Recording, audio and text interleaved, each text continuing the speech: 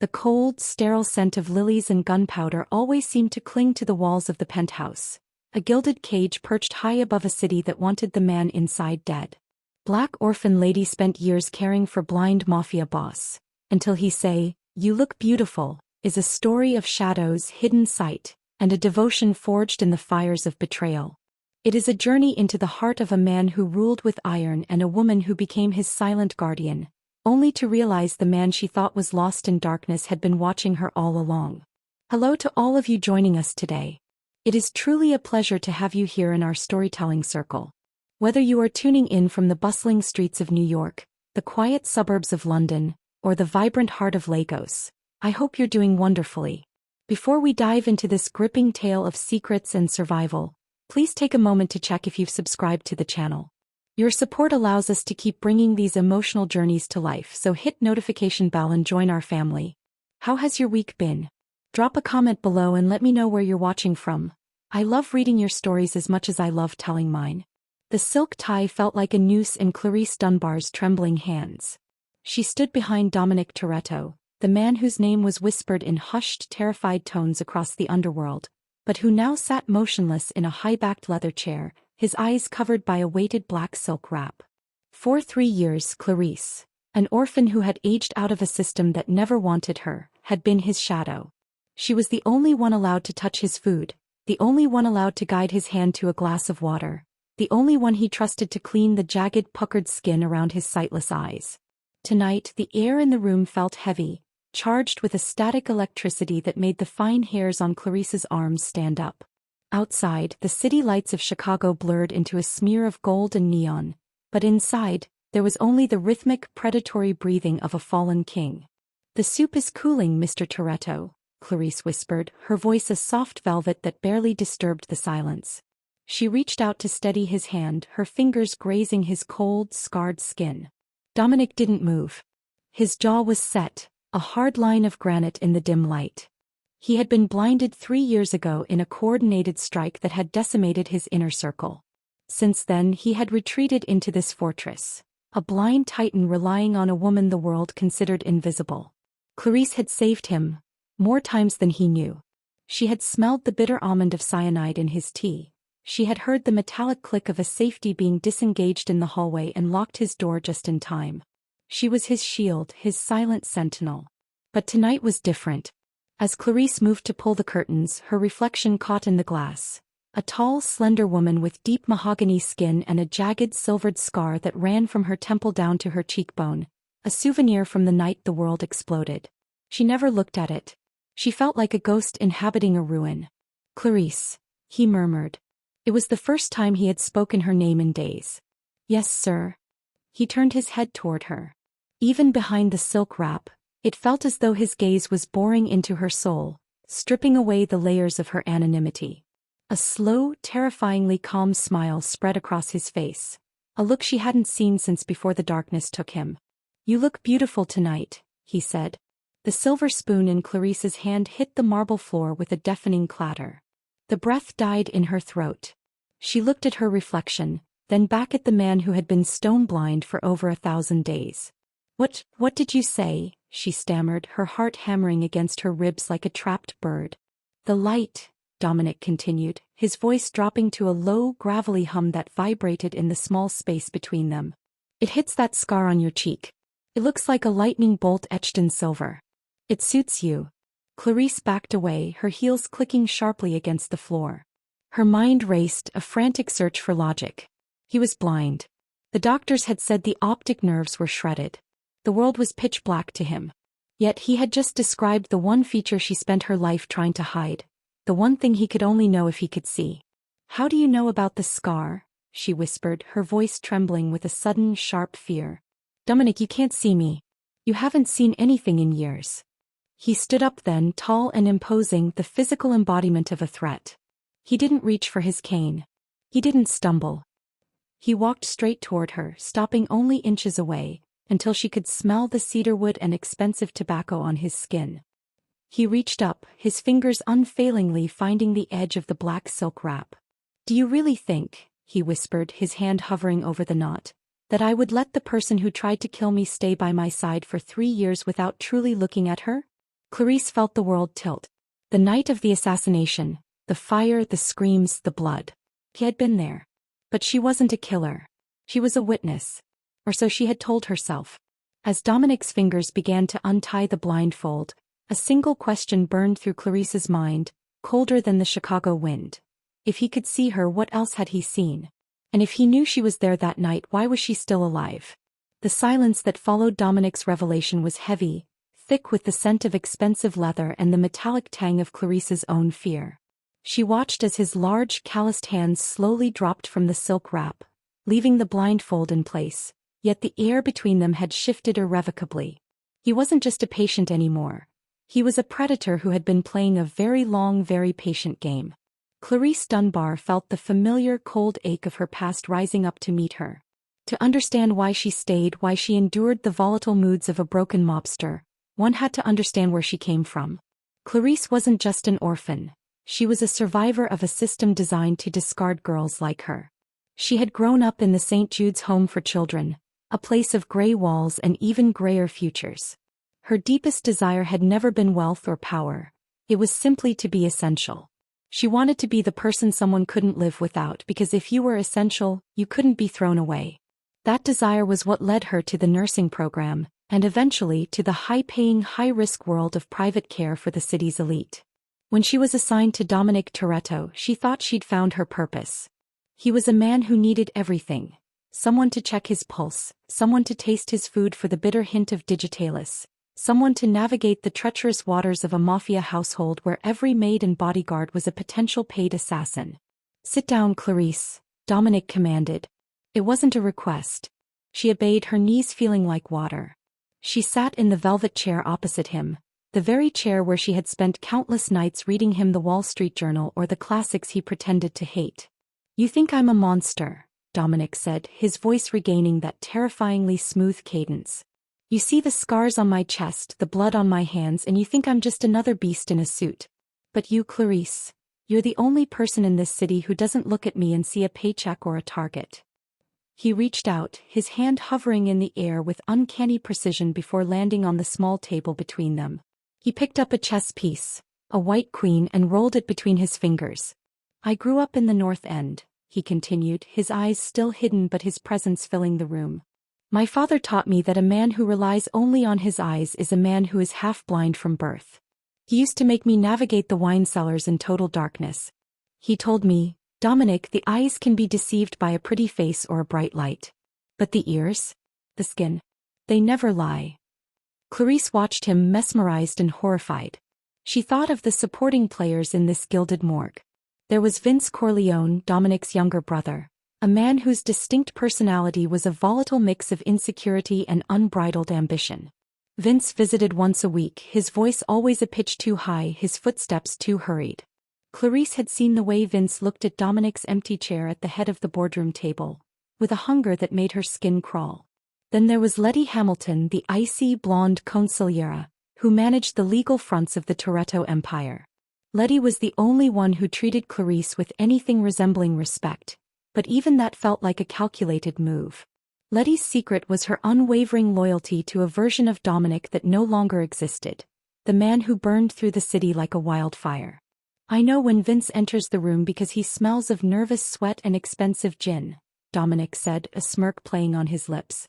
"I know when Letty is lying because her breathing hitches by a fraction of a second. And I know you, Clarice, because you smell like rain and the unscented soap you used to keep from triggering my migraines. I know the way your heart rate spikes when I mention the night of the gala." Clarice gripped the armrests of her chair. Her motivation for staying had always been a mix of guilt and a strange, twisted form of love. She felt responsible for him. On the night of the assassination attempt, the night the bomb went off in the Opera House foyer, she had been working as a temporary server. She had seen the man plant the device. She had tried to scream, but the blast had cut her voice short, throwing her against a marble pillar and carving that silver lightning bolt into her face.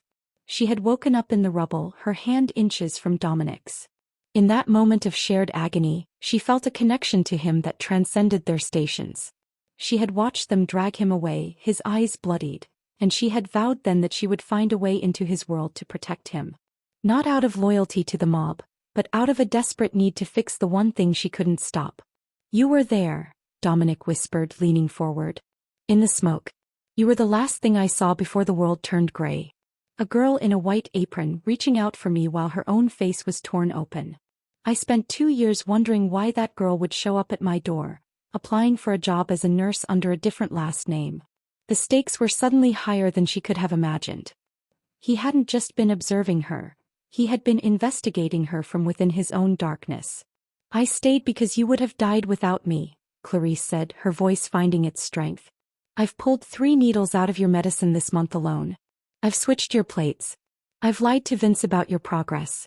I am the only reason you are still breathing, Dominic. Dominic stood up, and for the first time he pulled the silk wrap down around his neck. His eyes were milky, clouded with the trauma of the blast, appearing truly blind to any medical professional. But he moved toward her with the grace of a panther. He reached out and, with a tenderness that shattered her defenses, ran a thumb over the scar on her cheek. I know, he breathed. And that is why you are the most dangerous person in this house. Because you do it for me, not for the crown. The intimacy of the moment was suffocating. Clarice felt a surge of empathy for this man. A king who had to pretend to be a corpse to keep his enemies at bay. But she also felt a sharp, stabbing intrigue. If he knew she was at the opera house, did he know she wasn't the one who planted the bomb? Or was he keeping her close because he believed in the old proverb, keep your friends close and your enemies closer? The traitors are moving tonight, Clarice, Dominic said, his hand dropping from her face. Vince has made his deal with the Chicago outfits. They think I'm a blind dog ready for the pound. They're coming to finish what they started at the opera house. He turned away, looking toward the door. The question is, when the lights go out, whose side will you be on? The man who sees too much, or the brother who sees nothing at all? The clock on the mantelpiece struck midnight, the heavy tolls vibrating through the floorboards like a warning. Clarice stood frozen in the center of the room, her gaze fixed on Dominic's back. The revelation that he had tracked her identity back to the night of the explosion felt like a physical blow, yet the urgency in his voice suggested that past secrets were about to be eclipsed by a present danger. They're coming tonight? Clarice asked, her voice barely a whisper. How can you be sure? Vince was here earlier. He seemed the same as always. Vince is a creature of habit, Dominic replied, his back still turned to her. He whistles when he's nervous. Tonight he whistled La Traviata. That was the opera playing when the bomb went off. It wasn't a coincidence. It was a subconscious rehearsal of his victory. He thinks he's closing the circle. The central challenge was no longer just about survival. It was a war for the throne of an empire Clarice had never wanted any part of. But she was in it now, deeper than she had ever imagined. Suddenly, the heavy oak doors to the master suite burst open. Clarice jumped, her hand flying to her chest. Standing in the doorway was not a masked assassin, but a man she hadn't seen in years, Brian O'Connor, a former lieutenant who had vanished shortly after Dominic's accident. He was covered in rain, his breath coming in ragged gasps, and in his hand he gripped a heavy black case. Dominic, Brian breathed, ignoring Clarice entirely. The perimeter is breached. The guards on the north gate. They didn't even put up a fight. They let them in. Dominic didn't flinch. I expected as much. Did you bring it? Brian set the case on the table, his eyes darting to Clarice with a flash of suspicion. Who's the girl? The nurse. Dominic, we don't have time for witnesses. She stays, Dominic said, his tone final. She's the only reason I haven't been poisoned in my sleep. Open the case. As Brian flipped the latches, Clarice saw a flash of high-tech equipment, thermal scanners, modified earpieces, and a series of small, glass vials. This was the moment of decision. Clarice could run. The service elevator was behind the kitchen, and she had enough cash tucked away to disappear. But as she looked at Dominic, this man who had lived in a self-imposed prison of darkness just to root out his enemies, she realized she couldn't leave him to be slaughtered. What do you need me to do? She asked, her voice steadying. Dominic finally turned to face her, his milky eyes wide and unblinking. The lights in this building are on a dedicated circuit. In exactly 5 minutes, Brian is going to kill the power to the entire block. The backup generators have been sabotaged by my brother's men. It will be absolute pitch-black darkness. My enemies will be relying on night vision goggles. But those goggles are calibrated for infrared. Brian has a frequency jammer that will render them useless. He walked toward her, his movements so fluid it was impossible to believe he couldn't see the furniture in his path. In the dark they will be as blind as they think I am. But I have spent 3 years learning to live in that world. You, Clarice. You are going to be my eyes in the one place I cannot go. Where? The vault, Brian interrupted, handing her a small earpiece. Vince isn't just coming for Dominic. He's coming for the ledger. It's the only thing that gives him the codes to the offshore accounts.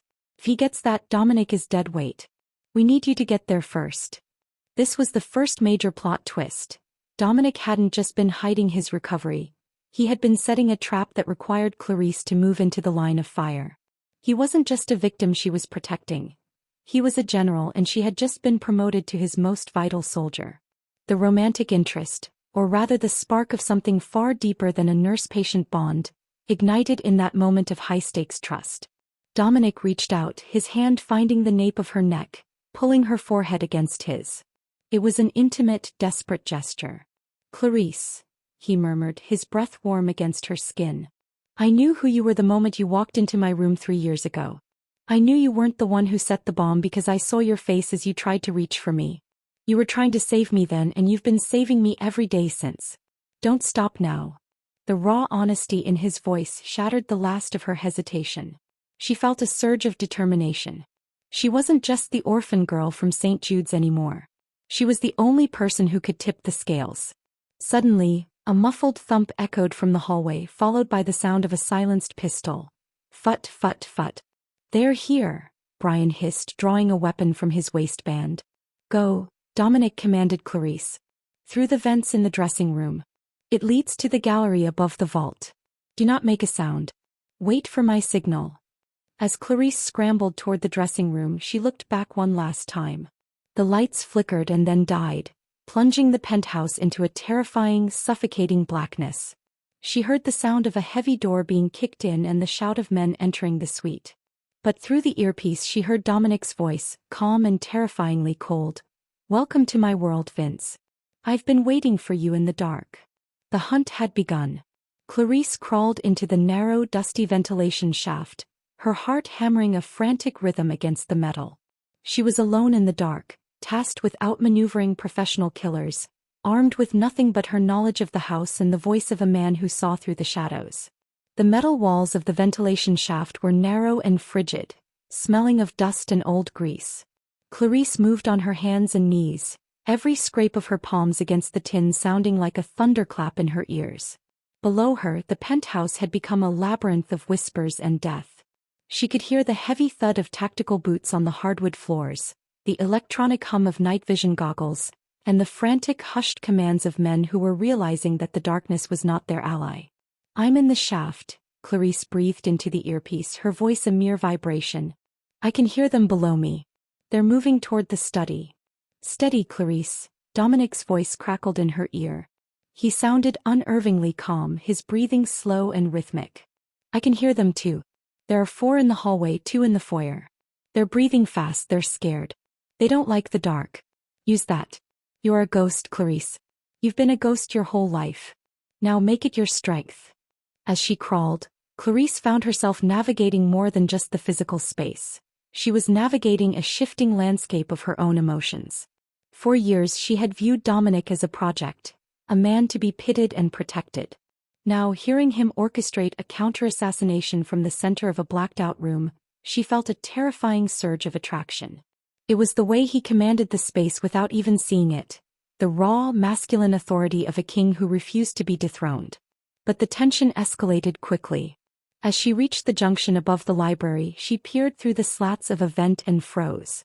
Below her, Vince Corleone was illuminated by the weak, flickering beam of a handheld flashlight. He was holding a pistol, his face pale and slick with sweat. Beside him stood Letty Hamilton, her expression unreadable in the shadows. "He's not in the bedroom," Vince hissed, his voice cracking with the very tremor Dominic had predicted. "How can he not be there? He's a blind man. He can't have gone far." "He's playing with you, Vince," Letty whispered, her voice like ice. "I told you he was more dangerous in the dark than he ever was in the light. We need to get to the vault. Forget Dominic for now. If we have the ledger, the board will vote him out by morning, dead or alive." Clarice's heart lurched. Letty was a traitor. The one person Clarice thought might have a shred of loyalty was working with Vince. This was a red herring she hadn't seen coming. She had assumed Letty was just cold, not calculating a coup. The vault is through the gallery, Vince muttered, moving toward the very hallway Clarice was heading for. Clarice, move, Dominic's voice sharp in her ear. They're heading for your position. If they see the vent cover out of place, they'll spray the ceiling with lead. You have 30 seconds to reach the drop point. Panic flared in her chest. She scrambled forward, her nails digging into the metal. The air was getting thinner, the heat from the building's core rising into the shafts. She reached the end of the line, a small square hatch that opened into the high gallery overlooking the two-story vault room. She pushed the hatch open an inch, looking down. The vault room was vast, lined with mahogany shelves and a massive steel door that required both a biometric scan and a physical key.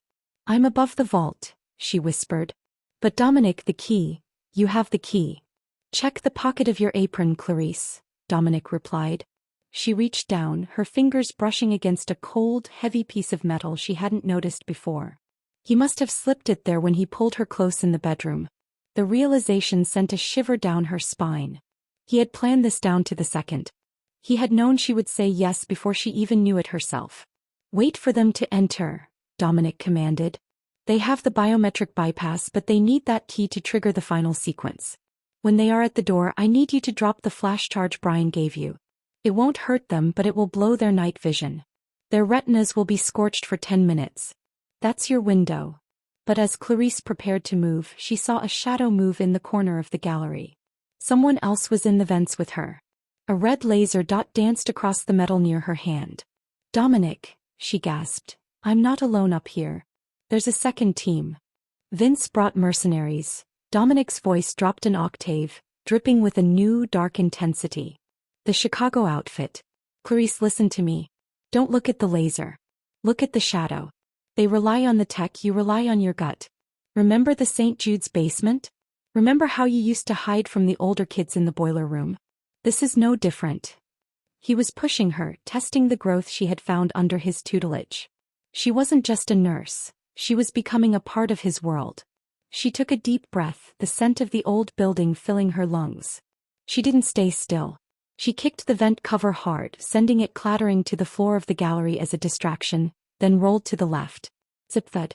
A silenced round buried itself into the insulation where her head had been a second before. She didn't scream. She didn't cry. She felt a cold, hard resolve settle over her. She pulled the flash charge from her belt, her fingers steady. Below, she heard the heavy groan of the vault's outer door opening. Vince and Letty were inside. Now, Clarice. Dominic roared through the earpiece. She stood up, exposed on the gallery railing, and hurled the charge into the center of the room. Close your eyes, she screamed to herself. Boom. A white light more intense than the sun filled the room, visible even through the gaps in the floorboards. Screams of agony erupted from below as the mercenaries and Vince's men clutched their eyes, their high-tech goggles having amplified the flash into a blinding sear. In the chaos, Clarice didn't head for the stairs.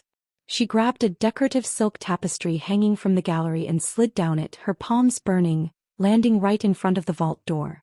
I have the key, she whispered into the comms, her breath coming in short, sharp bursts. I'm at the door. Open it, Dominic said, and she could hear the sound of a struggle on his end, the meaty thud of a fist hitting bone. Open it and stay inside. I'm coming for you. But as she jammed the key into the lock, a hand gripped her throat from behind. It was Letty. The woman had been wearing standard glasses, not night vision, and she had shielded her eyes in time. Give me the key, you little charity case, Letty hissed, her fingernails digging into Clarice's skin. The air in the vault room was thick with the ozone smell of the flash charge and the copper tang of blood. Letty's grip on Clarice's throat was like a vice, cutting off the air and forcing Clarice's head back against the cold, reinforced steel of the vault door. Below them, the mercenaries were still groaning, clutching their scorched eyes, but Letty was focused, her eyes burning with a cold, blue fire. You don't belong here, Clarice, Letty hissed, her voice a jagged blade. You're a band-aid on a bullet wound. You think he loves you? You think he trusts you? You're just the only person he could find who was pathetic enough to stay. Clarice clawed at Letty's wrists, her lungs screaming for oxygen. Through the earpiece she could hear the chaotic symphony of Dominic's battle. The heavy crash of furniture, the grunt of a man being slammed into a wall, and the terrifyingly steady cadence of Dominic's movement. He wasn't just fighting, he was harvesting. "Let go," Clarice wheezed. She managed to bring her knee up, catching Letty in the ribs, but the older woman didn't flinch. Letty leaned in closer, her lips brushing Clarice's ear in a sickening parody of intimacy. "Do you want to know why I'm doing this?" Letty whispered. "It's not for the money. It's because I'm the one who did him a favor. I'm the one who hired the man at the opera house. I didn't want him dead, Clarice. I wanted him blind. I wanted him dependent on me. I wanted to be the only thing he could see. But then you showed up with your tragic face and your saintly devotion, and you ruined everything." The revelation hit Clarice harder than the physical assault. Letty, the woman who had been Dominic's closest advisor, his consigliere, had been the architect of his agony. The betrayal was so profound it felt like the floor had dropped away. You blinded him?" Clarice gasped, her vision beginning to tunnel. "I tried to save him from himself." Letty screamed, her composure finally breaking. "He was going to go legit. He was going to walk away from the empire we built. I couldn't let him destroy everything for a life of peace." Suddenly the pressure on Clarice's throat vanished. Letty was ripped backward by a force so sudden and violent it seemed supernatural. Clarice fell to her knees, gasping for air, her eyes watering. There, standing in the doorway of the vault, was Dominic. He looked like a wraith. His shirt was torn, blood, not his own, spattered across his chest. He wasn't wearing the blindfold. His milky, clouded eyes were wide open, staring straight ahead. But he wasn't looking at Letty. He was looking through her. "I heard it all, Letty," Dominic said. His voice wasn't loud. It was a low, vibrating growl that seemed to shake the very foundations of the room. "I heard the hitch in your breath when you mentioned the opera house. I heard the way your heart rate accelerated when you touched the vault door. I've known for a long time that the bomb was an inside job. I just didn't want to believe it was you. Dominic, I did it for us." Letty cried out, scrambling backward on the floor. "You were going to leave. You were going to leave me." Dominic moved toward her, and for the first time, Clarice saw the true extent of his sight. He didn't look at Letty with his eyes. He tracked her by the sound of her frantic breathing, the rustle of her silk blouse, the way her weight shifted on the floorboards. He was a master of a sensory world no one else understood. "You didn't do it for us," Dominic said, stopping inches from her. "You did it for power. And you used a girl who had nothing to do with our world as a shield." He turned his head toward Clarice. Even with those clouded eyes, the connection was electric. This was the game-changing twist. Dominic wasn't just recovering. He had reached a level of perception that made sight almost redundant. But more importantly, the vulnerability they shared in this moment, the shared trauma of Letty's betrayal, fused them together in a way that was deeper than any romance. "Clarice," he said softly. "The ledger. Get it. Now." Clarice scrambled to the vault door, her hands shaking as she turned the key. The heavy bolts shrieked as they retracted. She stepped into the small, reinforced room and grabbed the black leather book, the lifeblood of the Toretto Empire.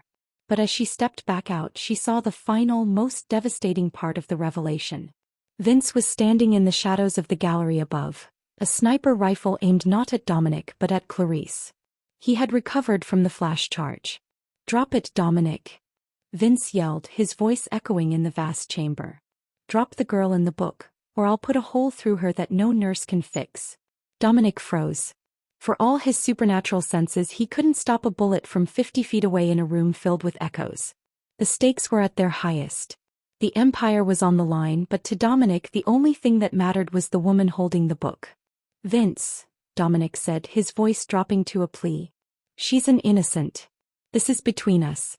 Leave her out of it. She was never an innocent." Vince laughed, a hysterical high-pitched sound. "She was the perfect witness. That's why Letty kept her around. A constant reminder of your failure. And now she's going to be the reason you lose everything." Clarice looked at Dominic. She saw the pain in his face, the raw, unadulterated fear for her life. In that moment she realized she loved him. Not as a patient, not as a boss, but as the only person who had ever truly seen her, even when he was in the dark. "Dominic," she whispered, her voice steady. "I'm not afraid. You should be, Vince sneered and his finger tightened on the trigger. But before he could fire, the entire building groaned. The backup generators which Brian had been working on in secret finally kicked in. The lights didn't just flicker on, they exploded into life, a 1,000-watt glare that flooded the room. Dominic screamed, clutching his eyes. After 3 years of total darkness, the sudden violent influx of light was an agonizing assault on his recovering nerves. He fell to his knees, blinded all over again, but this time by the very thing he had been seeking. Dominic! Clarice cried out, reaching for him. Frick! The sound of the rifle shot echoed through the vault and the world went red. The sound of the rifle shot didn't just echo, it seemed to shatter the very atmosphere of the vault room. For a heartbeat, time suspended. Clarice felt a hot, searing wind whistle past her ear, the bullet thudding into the heavy steel door of the vault with a metallic clack that vibrated through her teeth. She hadn't been hit, but the force of the near miss sent her sprawling to the floor, the ledger sliding across the marble out of reach. "Dominic!" she screamed, but her voice was drowned out by the mechanical hum of the building resetting. Dominic was a wreck on the floor. The sudden restoration of the high-intensity halogen lights was a physical assault. After years of the brain rewiring itself to process the world through sound and touch, the violent re-entry of photons into his sensitive retinas caused a neurological overload. He was curled in a fetal position, his hands clawing at his face, letting out a sound of pure, unadulterated agony. I can't see," he gasped, but this wasn't the calm blindness of the past 3 years. This was a blinding white wall of pain. "Clarice! Get away from me!" Vince began to descend the spiral staircase from the gallery, his face a mask of predatory glee. He saw his brother, the formidable, terrifying Dominic Toretto, reduced to a shivering heap on the floor. The power dynamic had shifted in a heartbeat. The lion was not only blind, he was broken. "Look at you," Vince spat, his boots clicking rhythmically as he approached. "The great king of Chicago, crying like a child because someone turned on the lights. You were always too soft for this, Dominic. You and your honor. You and your loyalty, to a girl who was nothing more than a witness to your downfall." Vince leveled the rifle at Dominic's head. "The board is already voting, brother. By the time the sun actually comes up, I'll be the one holding the keys to the city. And you'll just be another tragic headline." Clarice tried to move, but Letty, recovered from the flash charge and fueled by the desperation of a woman who had lost her grip on her obsession, lunged at her. Letty tackled Clarice, pinning her against the cold marble. "Stay down." Letty hissed, her eyes wild. "If you move, he dies faster. If you stay still, maybe I can convince Vince to let you live in a cage somewhere. You like being a servant, don't you, Clarice?" This was the darkest hour, the moment where every hope seemed to vanish into the glare of the lights. The romantic connection that had just begun to bloom was being torn apart by the very man who should have been Dominic's protector. They were separated by a dozen feet of cold floor, but it felt like a canyon. Dominic was trapped in a sensory hell and Clarice was under the thumb of a traitor. "Dominic, please." Clarice cried out, her voice breaking. "Fight it. You told me the ears never lie. Don't look at the light. Listen to me." But Dominic was shivering, his nervous system haywire. The insurmountable obstacle wasn't the gunman. It was his own body's reaction to the light. He was facing his deepest fear, being truly, helplessly vulnerable in front of the people who wanted him dead. "He can't hear you, honey," Vince laughed, placing the muzzle of the rifle against Dominic's temple. "He's gone. It's over." Outside, the sound of sirens began to wail in the distance. Not the police but the private security forces of the Chicago outfits, coming to claim their prize. Brian O'Connor was nowhere to be seen. He had likely been cut off by the second team of mercenaries. They were alone. Clarice looked at Dominic and for a second she saw the man he used to be, the man who had walked through fire at the Opera House. She realized that her role as his nurse hadn't ended, it had just changed. She wasn't just there to give him medicine, she was there to be his anchor. "Dominic," she shouted, ignoring Letty's fingers digging into her shoulders. "Close your eyes. Shut them tight. Remember the cellar. Remember the wine bottles. Count the steps. You know this room. You've walked it 1,000 times in the dark." Vince sneered and kicked Dominic in the ribs. "Shut up, girl. He's done." But as Vince pulled the bolt back on the rifle to chamber a final round, Dominic's hand suddenly shot out. It wasn't the frantic movement of a blind man. It was the precise, lethal strike of a cobra. He grabbed Vince's ankle and twisted with a sickening crack. Vince screamed, the rifle firing into the ceiling as he collapsed. Dominic stood up, his eyes squeezed shut, blood streaming from beneath his lids from the sheer strain of the light. He stood tall, his head tilted, his ears twitching. He was forcing himself back into the darkness, the place where he was God. "You're right, Clarice," Dominic rasped, his voice sounding like it was being pulled through gravel. "I don't need my eyes to kill a rat." But the victory was short-lived. Letty pulled a concealed ceramic knife from her sleeve and pressed it against Clarice's throat. "Let him go, Dominic." Letty screamed. "Let Vince go or I'll open her up right now. I mean it. I've already lost everything, I'll take her with me." Dominic froze. The situation was hopeless. He could kill Vince, but he couldn't reach Clarice in time to stop Letty's blade. The woman who had cared for him, the woman who had become his soul, was a second away from death because of his world. "Letty," Dominic said, his voice dropping to a low, mournful tone. "Don't do this. You're the one who said she was a saint. Don't spill a saint's blood for a coward like Vince." "I'm not doing it for him," Letty shrieked. "I'm doing it because if I can't have you, no one will. You're mine, Dominic. I made you what you are." In that moment of absolute despair, Clarice felt a strange, cold calm. She looked at Dominic, whose eyes were still shut, his face a mask of concentrated agony. She realized that their connection wasn't based on sight or even on the roles they played. It was based on the fact that they were both survivors of the same explosion. She reached up, not to pull Letty's hand away but to grasp the hand holding the knife. "You didn't make him, Letty," Clarice whispered, her voice steady even as the blade nicked her skin. "The fire made us. And fire doesn't obey anyone." Suddenly the lights flickered again. A heavy, rhythmic thumping began to vibrate through the walls. The shadows were returning, but not from the darkness. The air in the vault room screamed with the tension of 1,000 fraying wires. Letty's blade was a cold, biting line against Clarice's throat, and for a moment, the world seemed to stop spinning. Dominic stood paralyzed, his eyes squeezed shut against the agonizing glare of the overhead halogens, his hands trembling, not with fear but with the sheer effort of suppressing his central nervous system's urge to collapse. But then the rhythmic thumping Clarice had felt through the floorboards intensified. It wasn't just the building. It was the heavy, pressurized beat of a helicopter hovering dangerously close to the penthouse balcony. The sound acted like a tether for Dominic. He began to track the frequency, using the mechanical roar to recalibrate his spatial awareness. "Letty," Clarice whispered, her voice surprisingly melodic amidst the chaos. "Look at him. He's not the man you think you own. He's the man who survived you." The realization sparked a fire in Clarice's heart. For years she had been the black orphan lady, the invisible girl who moved in the periphery of powerful men. She had lived her life in the shadows of her own trauma, defined by the silver scar Letty had indirectly carved into her face. But standing here with the edge of a knife threatening her life, she felt a surge of inner strength that didn't come from a movie or a book. It came from the 3 years she had spent watching Dominic rebuild himself. If a man could rule an empire from a chair of darkness, she could certainly survive a traitor. "You think I'm weak because I cared for him?" Clarice's voice grew louder, cutting through the roar of the helicopter. "I didn't care for him because he was a boss. I cared for him because I knew what it felt like to be broken and left for dead. We are the same, Letty. And you are just a ghost trying to haunt a house that's already been blessed." Dominic's head snapped toward Clarice's voice. The nurse was gone. The guardian had risen. Her words acted as the final key.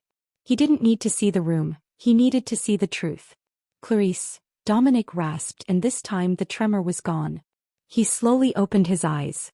They were still bloodshot, still clouded, but there was a terrifying focus in them. He stared straight at the space between Letty and Clarice. "The light. It doesn't matter. I know where every shadow falls in this room because I mapped them when the sun was down." He took a step forward. Vince, clutching his shattered ankle on the floor, tried to reach for the rifle, but Dominic didn't even look. He kicked the weapon across the floor with the precision of a professional golfer, sending it sliding into the darkness beneath a library shelf. "Vince is a coward," Dominic said, his voice rising over the wind. "And you, Letty, are a memory. But Clarice is the future." The turning point arrived not with a bang but with a reunion of wills. Dominic and Clarice locked eyes, his milky and strained, hers dark and resolute. In that gaze, a deeper understanding passed between them. She wasn't his servant, she was his partner. He wasn't her burden, he was her equal. Suddenly the balcony glass shattered inward. Brian O'Connor swung into the room on a tactical line, followed by a squad of men wearing the black and gold crest of the Toretto Loyalists. These weren't the mercenaries Vince had hired. These were the old guard, the men who had been waiting for the signal that the king was back. "Dominic, we have the perimeter," Brian shouted, unhooking his harness and leveling a sidearm at Letty. "The Chicago outfits are being intercepted at the gate. It's over." Letty's hand trembled. The knife wavered. The sight of Brian and the Loyalists was the final crack in her resolve. She looked at Dominic, then at the girl who had usurped her place in the hierarchy of his heart. "You'll never be safe," Letty hissed, but the venom was gone, replaced by a pathetic, hollow desperation. "The world will always come for you." "Let the world come," Dominic said, his voice a calm tide. "I have eyes everywhere now." In a swift, blurred motion, Clarice didn't wait to be saved. She grabbed Letty's wrist, twisted it using a defensive move she had practiced in the quiet hours of the night, and disarmed the woman. The ceramic knife clattered to the floor. Clarice pushed Letty toward Brian's men, stepping back into the protective circle of Dominic's presence. Dominic reached out, his hand finding Clarice's shoulder. He pulled her into his side, his touch grounding him as the lights continued to pulse. They had survived the dark and they had survived the revelation. Now they were ready for the final confrontation. "The ledger, Clarice," Dominic whispered. "Is it safe?" She reached down and picked up the black book from the floor, clutching it to her chest. "It's right here. It's always been safe with me." The key to solving the central conflict was no longer about the book or the money.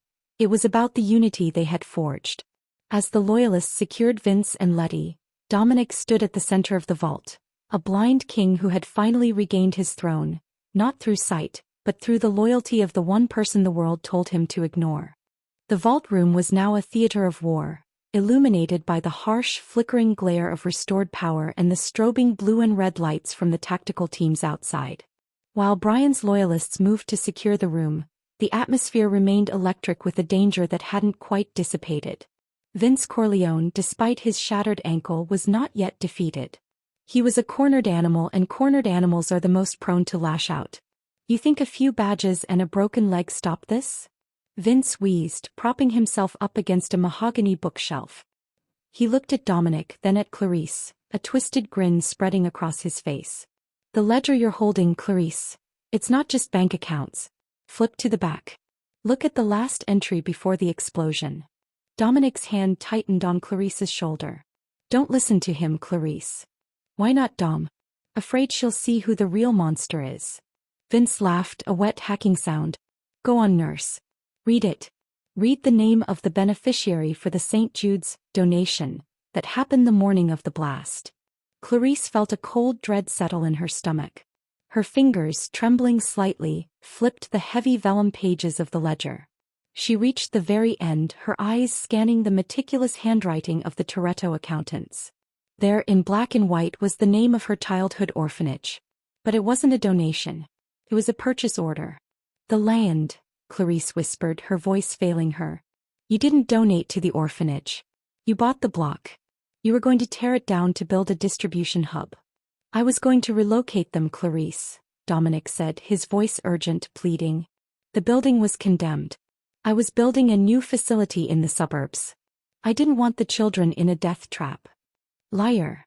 Vince screamed. He was clearing the path for the Chicago outfit. The bomb at the opera wasn't just to kill Dominic. It was the signal to start the demolition. Dominic knew it was coming. He let that bomb go off because he thought he could control the blast radius. He didn't care about the collateral damage in the lobby. The world seemed to tilt. Clarice looked at Dominic, the man she had protected, the man she had begun to love. Had her entire life's mission been based on a lie? Was she caring for the man who was responsible for the very scar on her face? This was the most surprising and satisfyingly cruel twist. The hero and the villain were blurred into one. "Is it true?" Clarice asked, stepping out from under his hand. Her heart felt like it was being crushed by a physical weight. Did you know there was a device in that building? Dominic stood tall, his clouded eyes wet with unshed tears. For a man who had mastered the art of the hidden truth, he looked utterly exposed. I knew there was a threat.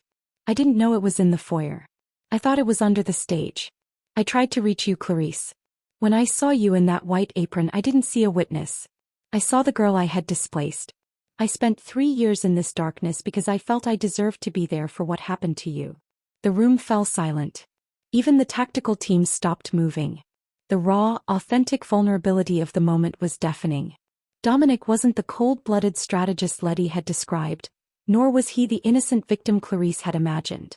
He was a man burdened by a catastrophic miscalculation, living in a self-imposed purgatory. Suddenly Vince lunged. He hadn't been reaching for the rifle. He had been reaching for a remote detonator tucked behind the books. If I don't get the throne, nobody gets the palace. Vince shrieked, pressing the red button. A series of low-frequency thuds rumbled through the floor. The fail-safe, charges Letty had mentioned, designed to destroy the evidence if the vault was breached by the authorities, had been triggered. Smoke began to pour from the ventilation shafts Clarice had just crawled through. Move. Everyone out. Brian O'Connor shouted, grabbing Letty and dragging her toward the balcony. The loyalists scrambled, the room filling with the acrid scent of burning thermite. But Dominic didn't move. He couldn't see the exit in the blinding haze of smoke and emergency lights. The sensory overload had finally taken its toll. He was disoriented, his ears ringing from the small localized blasts. Dominic! Clarice shouted. She saw the ceiling above the vault beginning to sag. She had every reason to run. He had the ledger. He had the truth. She knew now that he was responsible for her pain. But as she looked at him standing there, a blind king about to be buried in his own gold, she realized that justice wasn't found in his death. It was found in his redemption. He ran back into the smoke. Clarice, no. Save yourself. Dominic roared, waving his arms blindly. I'm not leaving you in the dark again, she screamed. She grabbed his hand, her small fingers interlocking with his massive, scarred palm. She used every skill she had developed over the last 3 years. She guided him not with her eyes, but with her voice, her breath, and the rhythmic pressure of her grip. She navigated them through the falling debris, dodging a collapsing mahogany shelf that shattered inches behind them. They reached the balcony just as the vault room was swallowed by a backdraft of flame. Brian reached out, pulling them both onto the hovering helicopter just as the top floor of the penthouse groaned and fell inward. As the helicopter pulled away into the cool Chicago night, Clarice looked down at the burning skyscraper. The Toretto Empire was in ruins, but the two of them were alive. Dominic slumped against the interior wall of the chopper, his chest heaving. He reached out, his hand trembling, and found her face. His thumb traced the scar on her cheek, the silver lightning bolt.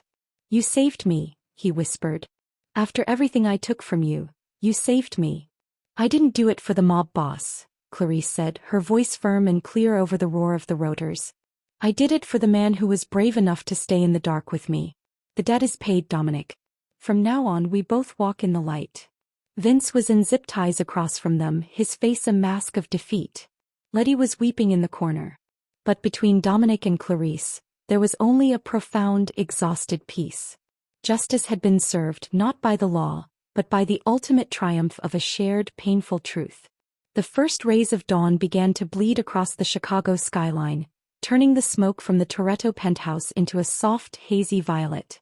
The helicopter touched down on a private airfield far from the sirens and the prying eyes of the city. As the rotors slowed to a rhythmic hum, the silence that followed felt like a gift, a clean slate after years of noise and lies. Dominic and Clarice were the last to disembark.